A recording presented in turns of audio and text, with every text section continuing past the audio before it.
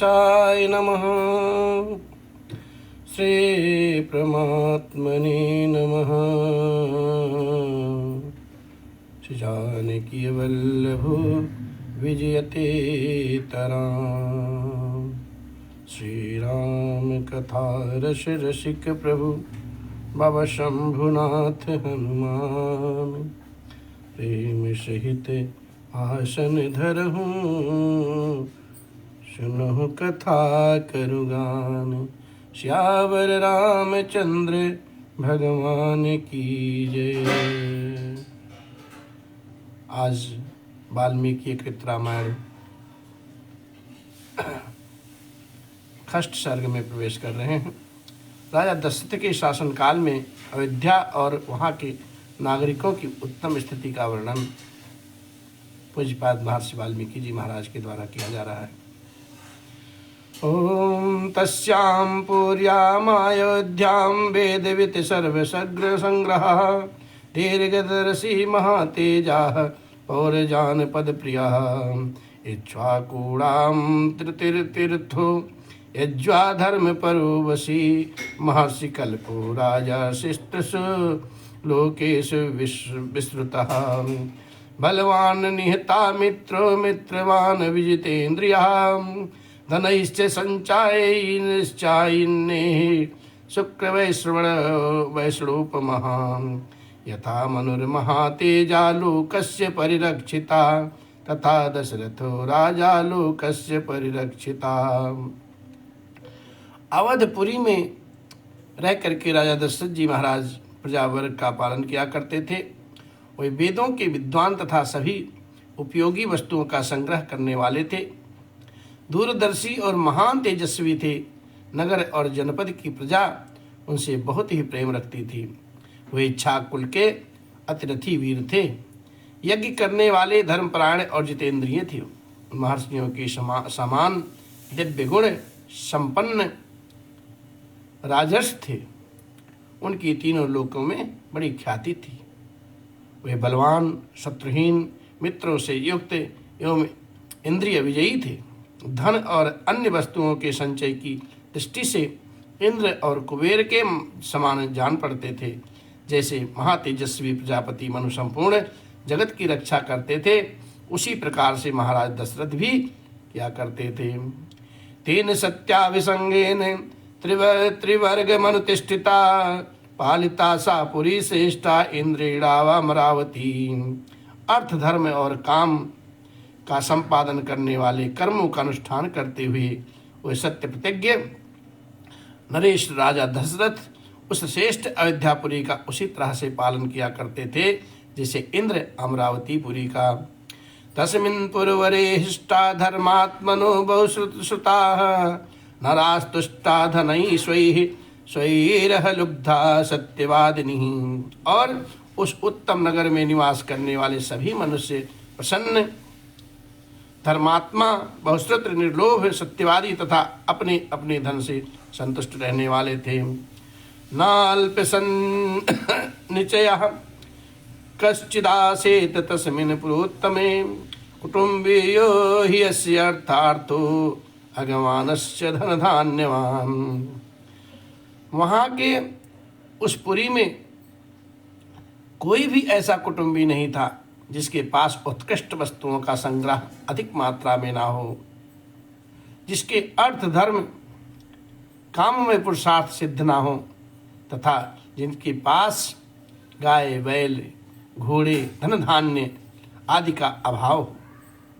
कामी वा न करदयो वा नरसिंह नरसंसा पुरुषा क्वचित दुष्टम शक्यमयो अवध्याम ना विद्या विद्वान न चासा नास्तकी।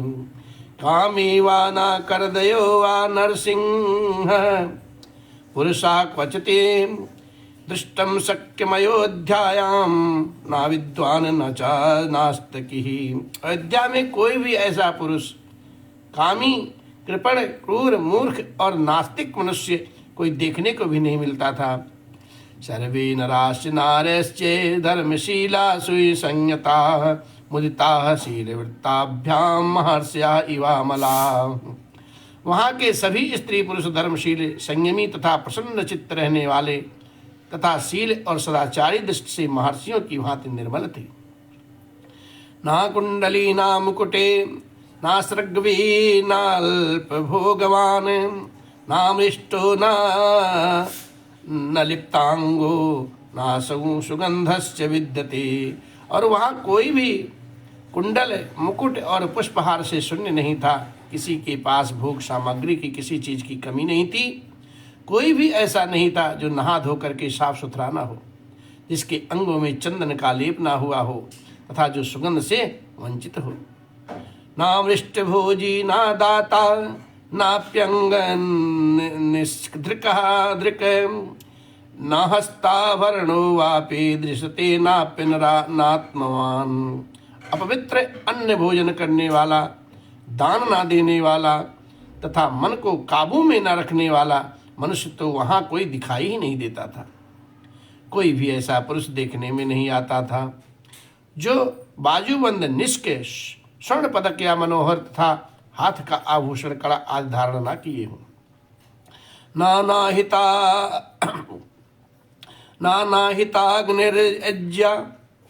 नानाहितार अग्निज्वा ना दुष्शुद्रो न तस्करः कश्चिदासीद अयोध्याम ना चावृतो ना शंकरः।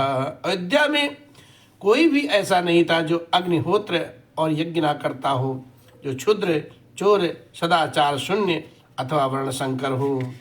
इतना ही नहीं, स्वय कर्म निरता नित्यं ब्राह्मणा विजितेन्द्रियाः दानाध्ययनशीलश्च संन्यासश्च प्रतिगृहे। वहाँ निवास करने वाले ब्राह्मण सदा अपने कर्मों में लगे रहते थे, इंद्रियों को अपने वश में रखते, दान और स्वाध्याय करते तथा प्रतिग्रह से बचे रहते थे। नास्तिको नार्ति वापि कश्चित् बदश्रुतः ना सूर्यको ना चासक्तो ना विद्वान विद्यते क्वचित्।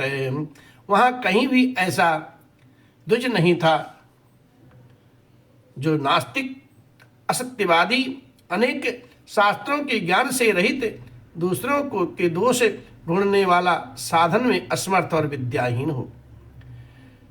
ना विसंग विदत्रास्ति ना वृत्तो ना सहृदः ना दीनः क्षिप्त चित्तो ना वा व्यथितो वापि कश्चन। उस पुरी में वेद के 6 अंगों को जानने वाला, व्रतहीन, शास्त्रों से कम दान देने वाला, दीन, विक्षिप्त चित्त अथवा दुखी भी कोई नहीं था। कश्चिन्नरो वा नारी वा ना श्रीमान नाप्य रूपवान दुष्टम शक्यमयोध्यायाम नापि राज्य अन्य भक्तिमान। अयोध्या में कोई भी स्त्री हो या पुरुष हो ऐसा नहीं देखा जा सकता था जो श्रीहीन, रूप रहित और राजभक्ति से शून्य हो। विश्लेषृग प्रचेतर्थेषु देवता तिथि पूजिका कृताश्च वादानाश्च सूरा विक्रम संयुता। ब्राह्मण आदि 4 वर्णों के लोग देवता और अतिथियों के पूजक, कृतज्ञ, उदार, सूरवीर और पराक्रमी थे। दीर्घायुषो नराः सर्वे धर्मं सत्यं च संस्थिता सहिता पुत्र पुत्रैश्च नित्यं शिष्टभिः पुरोत्तमे। उस श्रेष्ठ नगर में निवास करने वाले सब मनुष्य दीर्घायु तथा धर्म और सत्य का आश्रय लेने वाले थे। वे सदा स्त्री, पुत्र और पौत्र आदि परिवार के साथ सुख से रहते थे। छत्रम ब्रह्ममुखम चासीद वैश्या छत्रमा मनुव्रता क्षुद्रा स्वकर्म निरता स्त्रीन वर्णानुपचारिणी। क्षत्रिय ब्राह्मणों का मुख जोहते थे, वैश्य क्षत्रियों की आज्ञा का पालन करते थे और शूद्र अपने कर्तव्य पालन करते हुए उपयुक्त 3 वर्णों की सेवा में संलग्न रहा करते थे। सातेनेक्षवान कुनातेन पुरे सुपरिरक्षिता यथा पुरस्तान मनुना मानवेंद्रेण धीमिता। इक्ष्वाकु कुल के स्वामी राजा दशरथ अयोध्यापुरी की उसी प्रकार से रक्षा करते थे जैसे बुद्धिमान महाराज मनु ने पूर्व काल में उसकी रक्षा की थी। योधानाम् अग्निकल्पानां पेशलानाम् अमर्षिणां संपूर्णाकृतिविद्यानां गुहा केसरिणाम्यु। शौर्य की अधिकता के कारण अग्नि के समान दुर्धर्ष, कुटिलता से रहित, अपमान को सहन करने में असमर्थ तथा अस्त्र शस्त्रों के ज्ञाता योद्धाओं के समुदाय से वह पुरी उसी तरह भरी पूरी रहती थी जैसे पर्वतों की गुफा में सिंहों के समूह में परिपूर्ण होती है। काम्बोज विषये जातैर्बाहुष्कैश्च हयोत्तमैः वनायुजैर्दीनैर्जैश्च पूर्णा हरियोत्तमैः। काम्बोज और वाहिलिक देश के उत्पन्न हुए उत्तम घोड़ों से, बनायु देश में के अश्वों के से तथा सिंधु नद के निकट पैदा होने वाले दरियाई घोड़ों से जो इंद्र अश्व उच्चैश्रवा के समान श्रेष्ठ थे, अयोध्यापुरी में भरे रहते थे। विंध्य पर्वतैर्मत्तैः पूर्णा हिमवेतरपि मदान्यवतैर्वलिर्मातंगैः पर्वतोत्तमैः। विंध्य एवं हिमाचल पर्वतों में उत्पन्न रहने होने वाले अत्यंत बलशाली पर्वताकार मदमत्त गजराजों से भी वह नगरी परिपूर्ण रहती थी। ऐरावत कुलीनश्च महापद्म कुलैस्तथा अंजानादि निष्क्रांतैर्वामनादपि चादुद्वीपैः। ऐरावत कुल में उत्पन्न महापद्म के वंश में पैदा हुई तथा अंजन और मामक नामक दिग्गजों से भी प्रकट हुए हाथी उस पुरी की पूर्णता में सहायक हो रहे थे। बद्धैर्मृगैश्चयु भद्रमंद्र मृगैस्तथा